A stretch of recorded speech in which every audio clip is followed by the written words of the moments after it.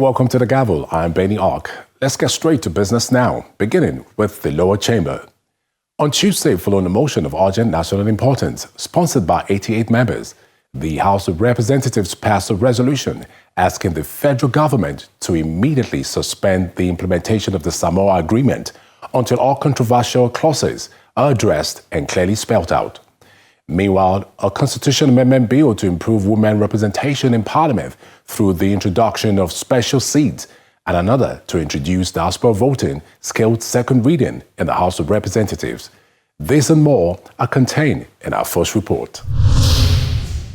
The pledge. The Deputy Speaker presided over the first plenary session of the week, and the House wasted no time dealing with matters of urgent national importance, beginning with the disturbing recurring queues at petrol stations in some parts of the country, and resolved to carry out a forensic investigation. The House then turned its attention to the controversial Samoa Agreement signed by the federal government and the European Union. The phrase gender equality, as reported, is a Trojan horse for deceptively bringing in all sorts of immorality to our country, as gender no longer means sexes, male and female, as traditionally understood. It now includes homosexualism, lesbianism, transgenderism, and animalism. Further worried that the signing of such an agreement with the aforementioned clauses, if true, violate our sovereignty and is a clear contravention of Section 12(1) of 99 Constitution as amended. There is nothing like lesbian rights or gay rights. It is about human rights, environmental protection, and trade agreement, period. How on earth, if you have the agreement, bring it out here. Why are we here talking about LGBT, GTBT, whatever? Let us concentrate on the issues that matter. As far as I'm concerned, Mr. Speaker, our people are not interested in this, so let us step it down, let us close it, let us forget everything about it. I will even caution that we should not be judgmental in our argument. But clearly, where the federal government is going into an agreement, by the provisions of Section 12 of the Constitution, the Parliament ought to be carried along. Another piece of legislation to improve women participation in politics by altering the Constitution to provide for special seats for women drew a robust debate from lawmakers. Each of these our political parties, some give women their forms for free. Some give the women their form for half the price already. So, Mr. Speaker, if you are saying we should create extra seats here, that is going against the Constitution of the Republic of Nigeria that fights for equality. I do not know of any law of the Federal Republic of Nigeria that stops a woman from contesting election or winning a seat in the House of Representatives. You are only giving us special seats. We are not taking your seats, the one that you are occupying. After all, that seat, you may not be there one day. It's somebody else that will be there. So please, give us the necessary attention and give us this support. I have said it earlier than this time that I don't know why you are too friendly in the afternoon. You are not too friendly in the afternoons to us women. Please, I'm appealing that this bill should see the light of the day. I thought my colleague would say, let us extend this, that every deputy governor should be women. I will agree to that, Mr. Speaker. That is what is expected. I cannot stand here and tell you that we should not give women an opportunity to participate in election. Let's give them a better opportunity. Those in support of this bill say aye. Those against say nay. The ayes have it. The Green Chamber suspended sitting on Wednesday following the loss of a member of the House, Honorable Olaide Aderemi, after a brief illness.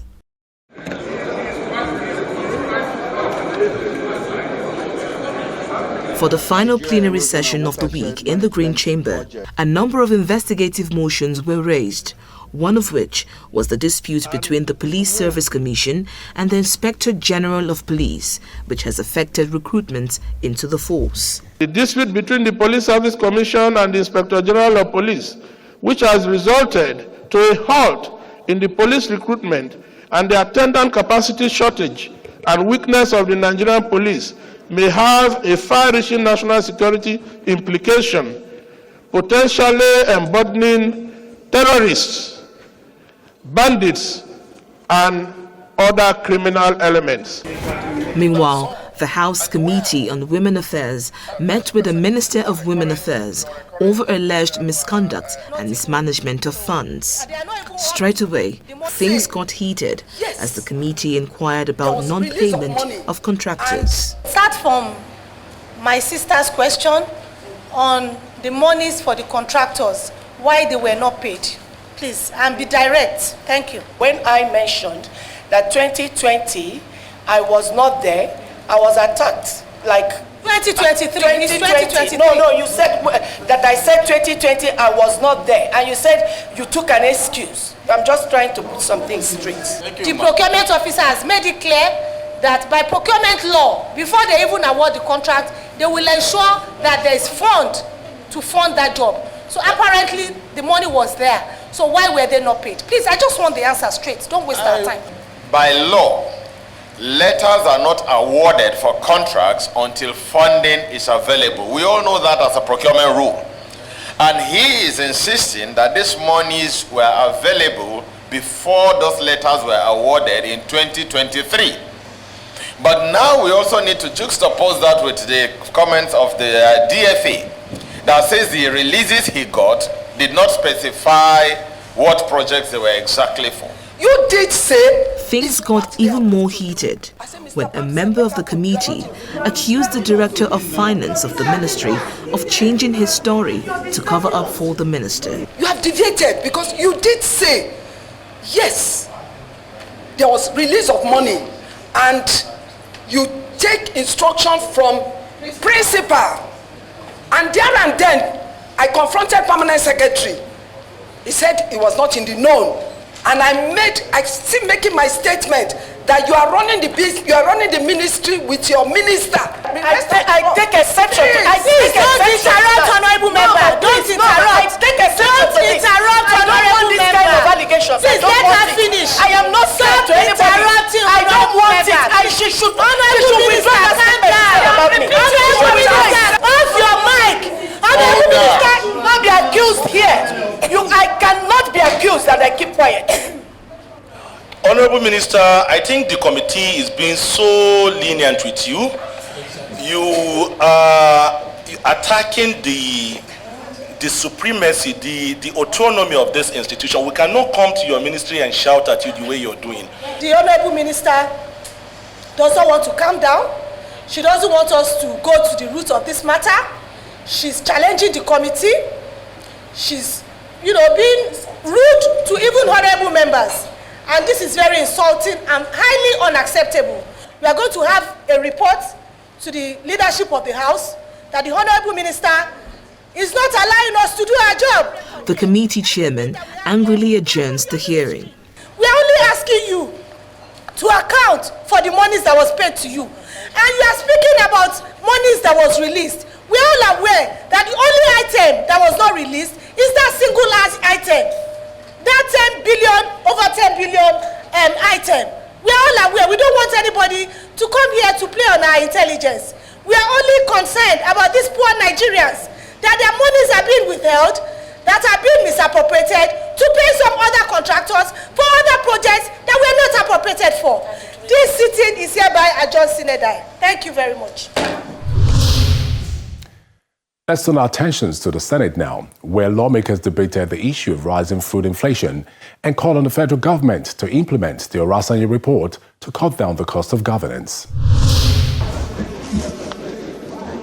The rise in food inflation was a major focus as the Senate convened for the first legislative day of the week. FOA also indicated that over 32 million people are expected to face critical hunger crisis an emerging level between June and August. We have started seeing it visibly. People are hungry, very, very hungry. Nobody should come and tell us they will distribute foodstuff from our silos. The silos are empty, Mr. President. So it means we have to import food. And if we have to import, it means we need foreign exchange. And that is scarce.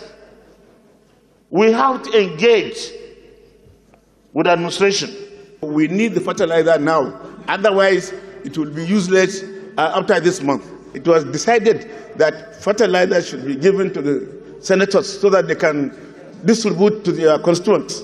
For more than 3 months now, we are not seeing a single bag. Please. So it is now time for you to act. I'm re-echoing the voices of the Senate Committee Chairman on Agriculture. Irrespective of political parties, all the states, through their governors, are getting 60 trucks. The senators are getting 2 trucks, and the 2 trucks are amount to 1,200.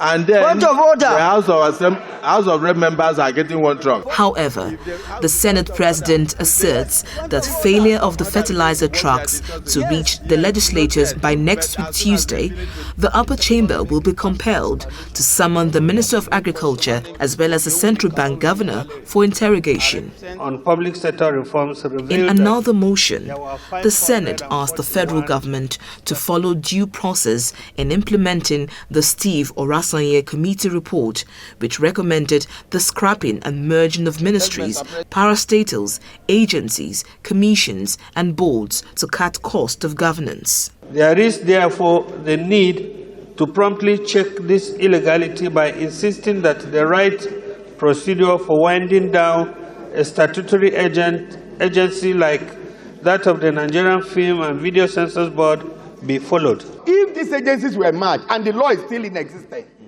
there will be conflict of interest.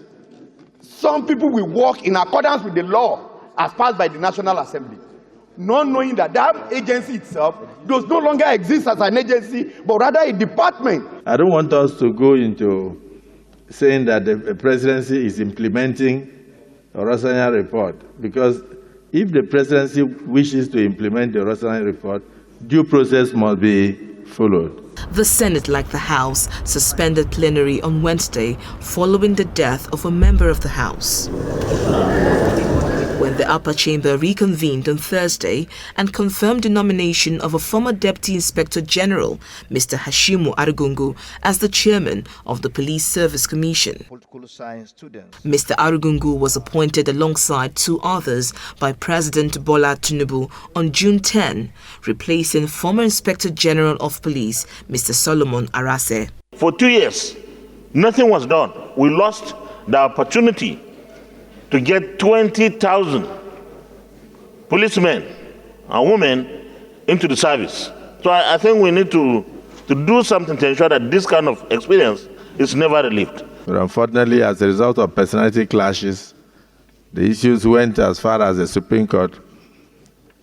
Whether withdrawn or not withdrawn, this Police Service Commission we have just cleared today, with the Office of Inspector General of Police, to be cautioned to take the interests of Nigerians into consideration and the security of this nation uppermost, and not their personal interests, and work harmoniously towards the realization of Mr. President's vision that Nigerians should be allowed to sleep with their 2 eyes closed. In another motion on the fire outbreak which occurred in Karu Market, lawmakers asked the FCDA and AMAC to relocate shops after its rehabilitation to original owners.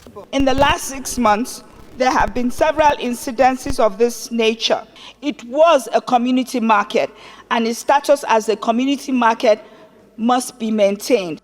Urge the federal government, through its Ministry of Humanitarian Affairs, Disaster Management and Social Development, with National Emergency Management Agency, to urgently make emergency palliative reliefs available to cushion the effect of the fire on the victims. Meanwhile, a bill seeking to create a new state from Kano State in the northwest has passed first reading.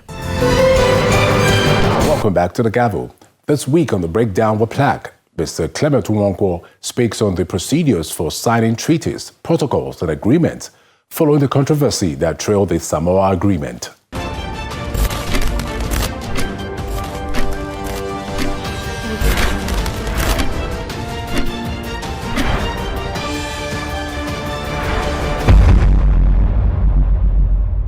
The Constitution of Nigeria is very clear about treaties.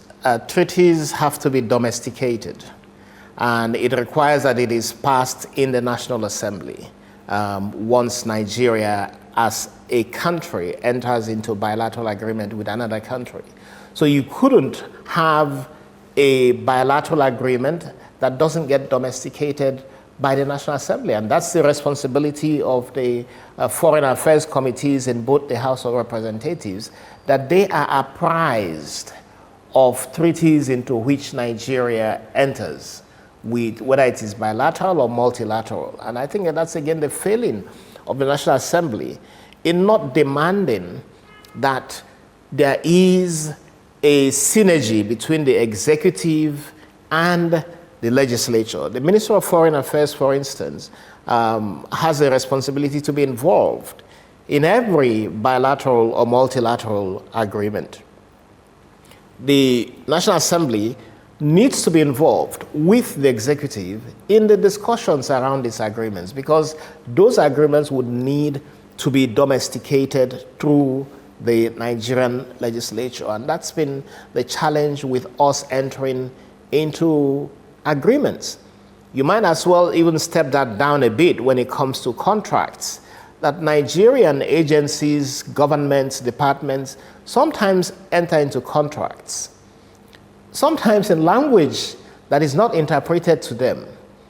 They enter into those contracts to the detriment of the country and sign it, and Nigeria becomes obligated to it, not understanding what the officials who attended those meetings have signed on to. And suddenly there is the fulfillment of those obligations created by the contracts or treaties.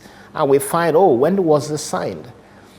So the need for synergy, the need for coordination in government is so very important. And I think that's where, if you have a country with good leadership, the president should have established a protocol for any contract, any treaty, any convention being entered into by Nigeria on behalf of Nigeria. Section 12 of the Nigerian Constitution says, and I can read that, no treaty between the Federation and any other country shall have the force of law, except to the extent to which any such treaty have been enacted into law by the National Assembly.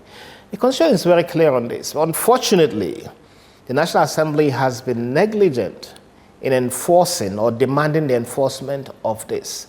And so most times it's individuals in the executive who sometimes don't even report back to the Federal Executive Council or to the president or even to the minister, but they enter into agreements that are bilateral or multilateral without understanding the clear fact that the National Assembly must agree that this become part or get domesticated into Nigerian laws.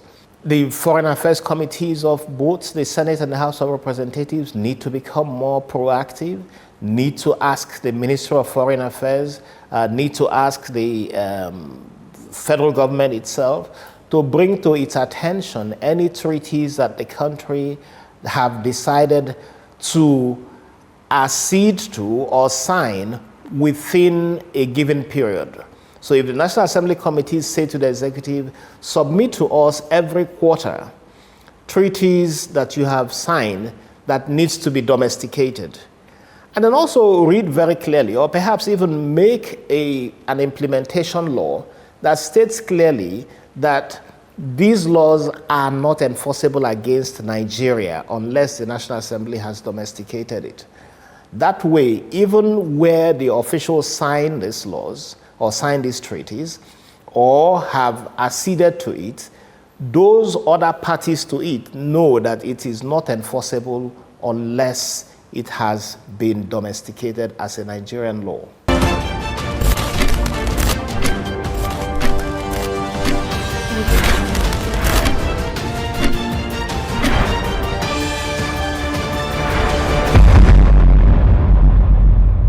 On Constitutive Focus this week, we interviewed Honorable Kabiru Amadu, who represents the Gusau Safe Federal Constituency.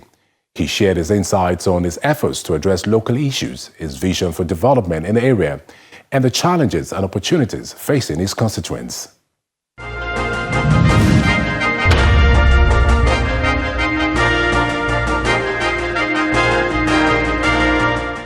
As you know, this is my second time as a member of House of Reps.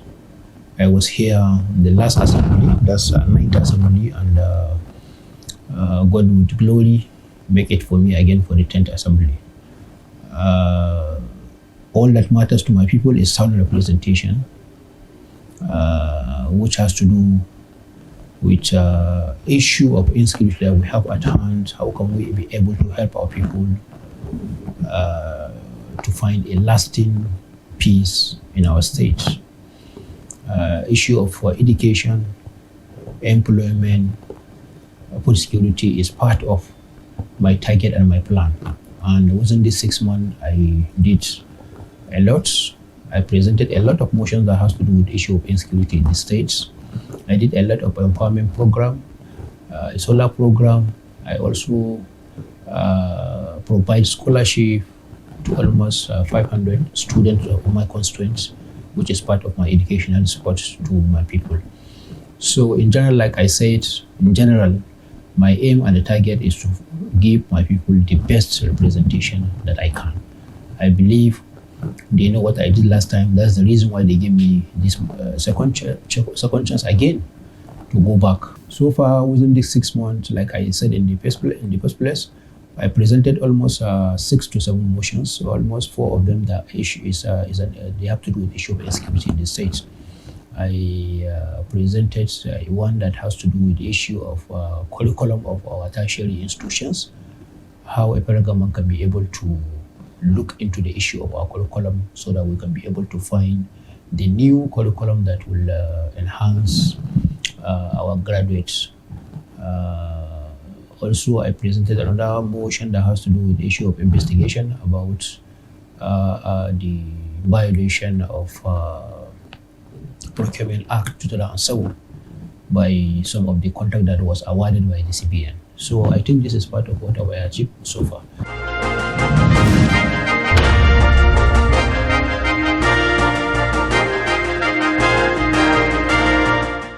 Just before we go, the House of Representatives Committee on Monitoring, Evaluation and Implementation of Legislative Agenda is pushing an agenda for economic diversification and will be holding a roundtable to that effect on Monday. Well, that's all on the Gavel this week. I'm Benny Ark. Goodbye and be well.